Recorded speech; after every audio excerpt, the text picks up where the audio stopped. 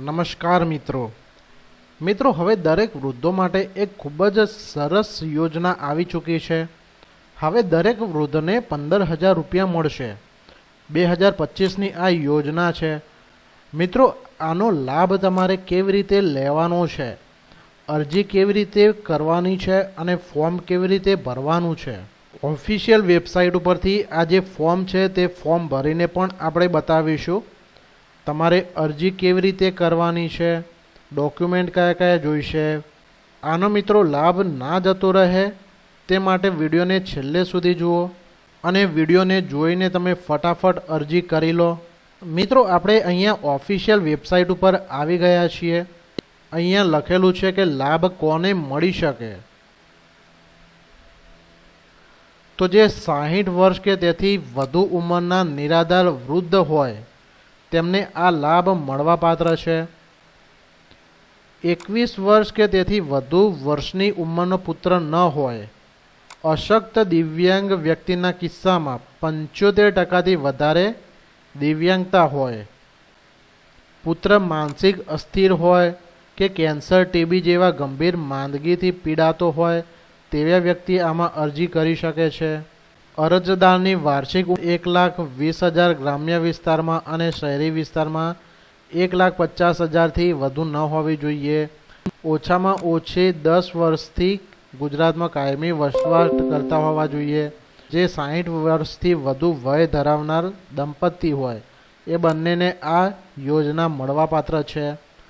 હવે જે અરજી આપવાનું સ્થળ છે, તમે ક્યાં અરજી કરી શકો છો? તો સંબંધિત જિલ્લા અથવા તાલુકાના જન સેવા કેન્દ્ર, મામલતદાર કચેરી અથવા ગ્રામ્ય કક્ષાએ ગ્રામ્ય પંચાયતથી ઓનલાઈન અરજી કરી શકાય છે।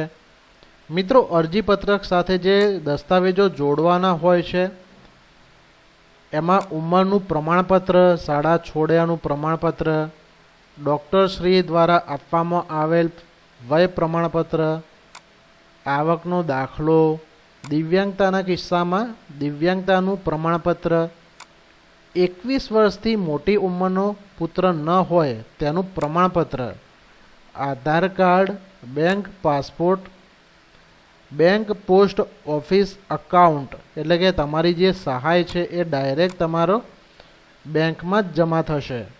અહીંયા તમારે જે બેંકની પાસબુક હોય, પોસ્ટ ઓફિસની પાસબુક હોય તે તમારે રજૂ કરવાની રહેશે અને રેશન કાર્ડ આટલું રજૂ કરવાનું રહેશે। હવે મિત્રો જે સહાયની ચૂકવણી છે એ ડાયરેક્ટ તમારા બેંકના એકાઉન્ટમાં જમા થશે।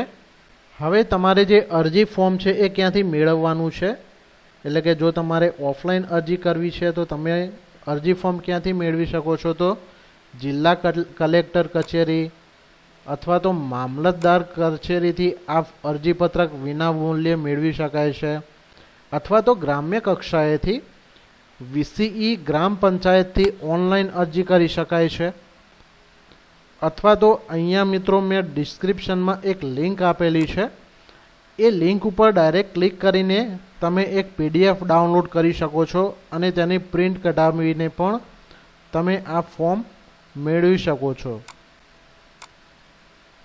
મંજૂર નામંજૂર કરવાની જે સત્તા છે એ મામલતદારને સોંપવામાં આવેલ છે। હવે યોજનાનું જે અમલીકરણ થશે એ સંબંધિત મામલતદાર કચેરીથી થશે।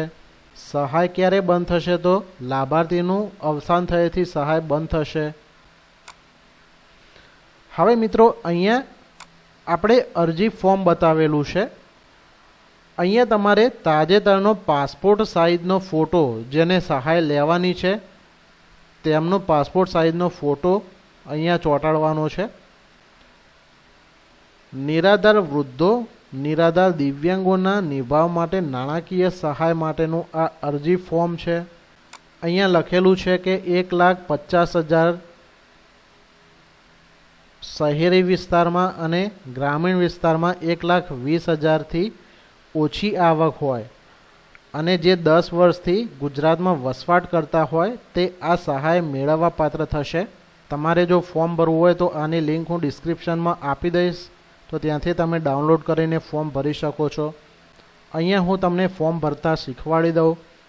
અહીંયા તમારે તમારું જે તાલુકો છે અને જિલ્લો છે તે લખવાનું છે. તમારું પૂરું નામ, પિતાનું નામ, અટક, સ્ત્રી હોય પુરુષ હોય એ અહીંયા લખવાનું છે. તમારો ધર્મ કયો લાગુ પડે છે અહીંયા લખવાનું છે. તમારી જ્ઞાતિ છે એ અહીંયા લખવાની છે.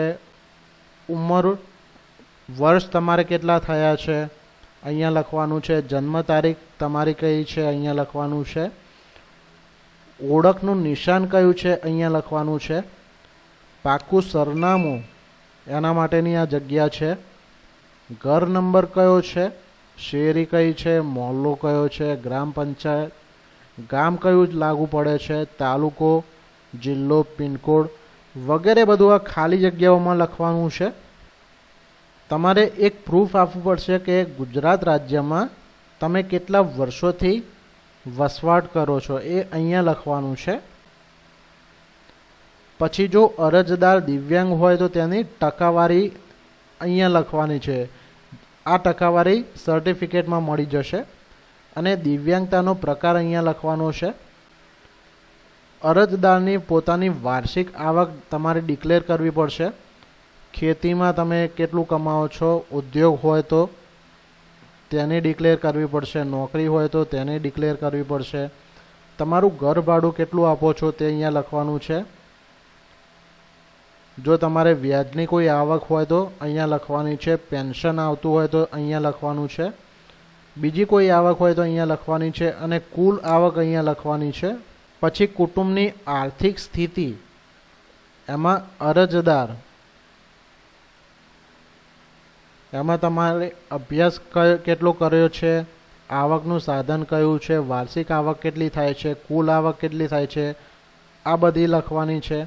પછી તમારા કુટુંબમાં કેટલા માણસો આવે છે અને તેમની સાથે તમારું સગપણ કયું છે, તેમણે કયો અભ્યાસ કર્યો છે, તેમનું આવકનું સાધન કયું છે, તેમની વાર્ષિક આવક કેટલી છે, તેમની કુલ આવક કેટલી છે, આ બધી જ તમારે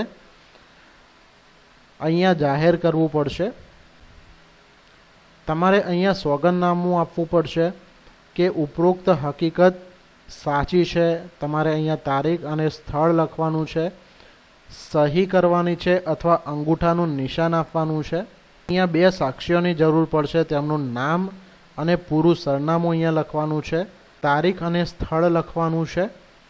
ત્યારબાદ મિત્રો અહીંયા આવક અંગેનું પ્રમાણપત્ર, એમાં બધી ડિટેલ લખવાની છે. અહીંયા પ્રમાણપત્ર આપતા અધિકારીનું નામ અને હોદ્દો, એમાં પૂરું નામ લખવાનું છે. અને આ ફક્ત કચેરીના ઉપયોગ માટે છે.